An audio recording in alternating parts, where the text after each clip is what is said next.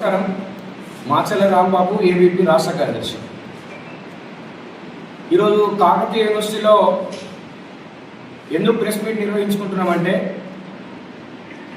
పేద, దళిత, గిరిజన, బడుగు బలహీన వర్గాలకు చెందినటువంటి పిల్లలు చదువుకునేటువంటి ఈ యొక్క యూనివర్సిటీ లోపల వాళ్ళు తినేటువంటి తిండికి సంబంధించి వ్యవహారాలు చూసుకునేటువంటి హాస్టల్ డైరెక్టర్, పూర్వ hostel director LP Raj Kumar గారు పిల్లల కూడు మీద కూడా ఏ విధంగా సంపాదించాలని చెప్పేసి ఆలోచించి 8 కోట్ల రూపాయల అవినీతికి పాల్పడ్డాడు. దీనికి సంబంధించి యూనివర్సిటీ లోపల కమిటీ వేసినారు.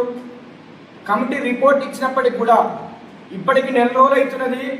దాని మీద తాత్సారం చేస్తూ అతని మీద ఇంతవరకు కూడా చర్యలు తీసుకోలేదు.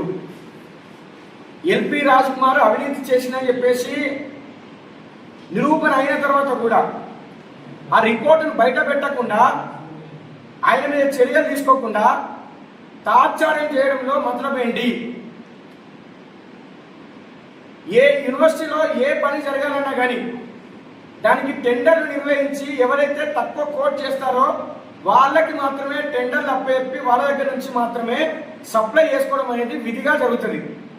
కానీ ఎల్పి రాజ్ కుమార్ గారు 2024 జూలైలో హాస్టల్ డైరెక్టర్గా బాధ్యతలు చేపట్టిన దగ్గర నుంచి 2026 ఫిబ్రవరి వరకు దగ్గర 18-19 నెలలు హాస్టల్ డైరెక్టర్గా నిర్వహించిన తర్వాత ఆ క్రమంలో ఈ యొక్క అన్ని మెస్సులలో సరుకులు సప్లై చేయడం కోసము టెండర్లు నిర్వహించి దాన్ని ఎవరు తక్కువ కొట్టేస్తారో వాళ్ళకి ఎవరెవరైతే తక్కువ కొట్టేసారో వాళ్ళ వివరాన్ని అన్నింటితోని అక్కడ ఉన్నటువంటి అడ్వైజరీ కమిటీతో సంతకాలు చేయించుకొని తర్వాత వీసీ రిజిస్టర్ అప్రూవల్